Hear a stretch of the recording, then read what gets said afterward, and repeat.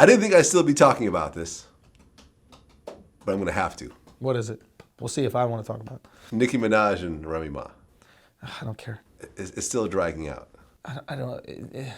Yeah, I think the only reason I just don't care. It's just like beef to me in rap is the same as like a hot chick taking off her clothes for attention. It's just the easiest way to get attention. Right. But if you really have beef in general, not just in rap, but if you really have like valuable skill and you could really make great music, you don't even need the beef. Oh yeah. You know what I mean? And the reality is Remy could rap her ass off and Nicki can rap her ass off, and they both proven it and they both made great records. And to me, it's just like, again, I'm not a rap enthusiast. I'm not even really a music enthusiast. So I don't really care. I just like hearing good music, man. That's really what it comes down to. Well, but there's been great beef records. Sure, but to me, they're not worth it. Like when I'm thinking about dancing to some shit, like I loved Ether, you know what I mean? Of course, but like Hit 'Em Up. Hit 'Em Up was great. The Bridge is Over. Yeah. When I'm at the club, I'm not like, yo, bump that Ether. Back to back.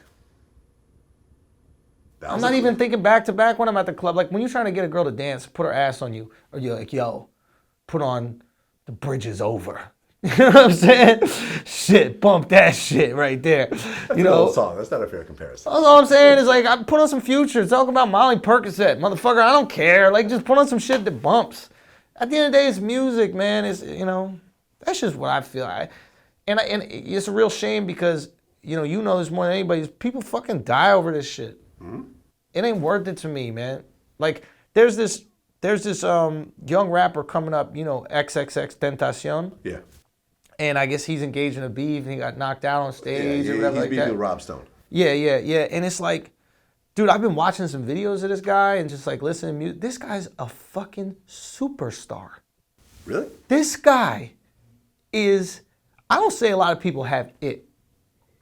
Have you ever heard people describe it, like people in entertainment? A lot of times you talk about with actors. Some people say, yo, they just got it. You just want to be around that person. People describe Will Smith with that. Some people used to describe Tom Cruise with it. It's just it. Yeah. You're around them, you're like, I get it. The it factor. They got the it factor. I've never been around this dude. I've just been watching videos. The dude he will go as far as he wants in this business. I'm being dead serious. I don't say that, you know me, I don't brag about people, I don't like put people up. This dude is so talented, not only musically, personality-wise, magnetic. And I see him involved in these beefs, and I'm like, man, I sincerely hope that he could get through this stage and not do that anymore, because it would just be sad to see him, God forbid something like serious happen to him or get locked up because of a beef, and then him not be able to reach the potential that this motherfucker has. This dude could go as far as he wants. He could be the biggest thing in music. Well, I mean, he just got out of jail. Yeah, I don't know that much about his like record or criminal history. He just got out of jail, and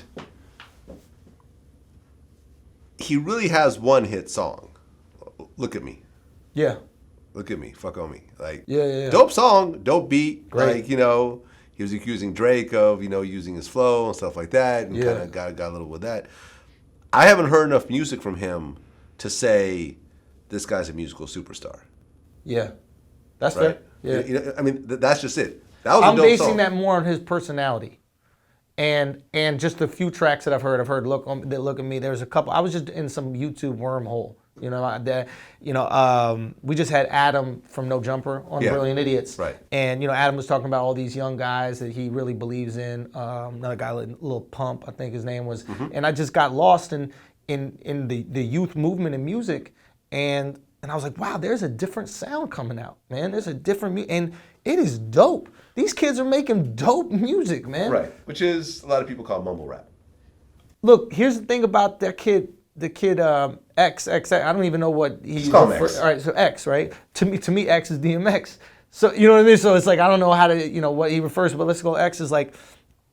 I was watching some interview and he was like, initially I rapped like, in an old school way, like how Biggie and these guys rapped, and he was like, you have to learn that first in order to do what we do now, whatever you call it, a mumble rap or the new type of rap. He goes, and it's similar to like a painter. A Picasso is classically trained in painting. This motherfucker, it's not like when he paints, he sees one eye here and what I hear. He could draw you just like you look. It's a decision to make the eye here and the eyebrow up there and the ear over here, ear over here. He's able to do that because of the skill he has. When I saw this kid starting to develop, I'm like, all right, this kid knows what the fuck he's doing. And I'm sitting there going, man, I really hope he could leave that shit aside, because I can see people being drawn to him. You know what I mean? Like, fuck it, I'm watching the videos, like, I'm drawn to this guy. This guy has something special. And I really hope that it doesn't get, cut short because of some beef. I just really hope that, man. The thing about beef is that if you allow it to be one-sided, it will eventually just fade away. Elaborate. What are you saying? Like, for example, if I think of the various beefs that I've had myself over the years, the ones that I have not engaged in have essentially just fluttered away.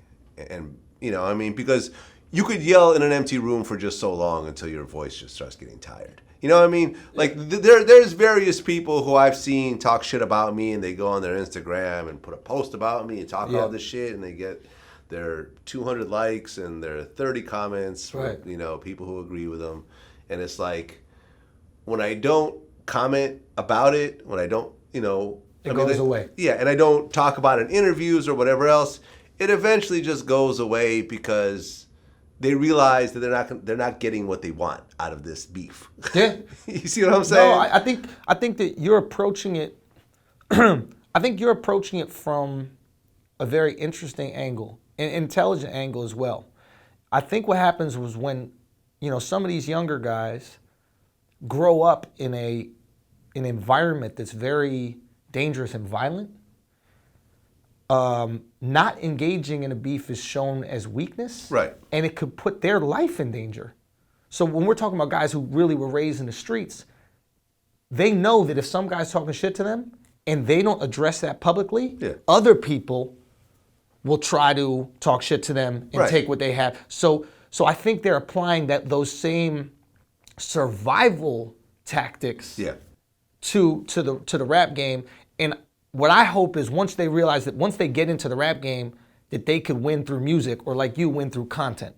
Yeah. Right? Because if you keep on putting out fire content, people forget about that shit. And so I guess my point is, I understand where these kids are coming from and why they engage in it so much, because they needed to survive in a different part of their life. But they're not in that life anymore. I just hope they realize that.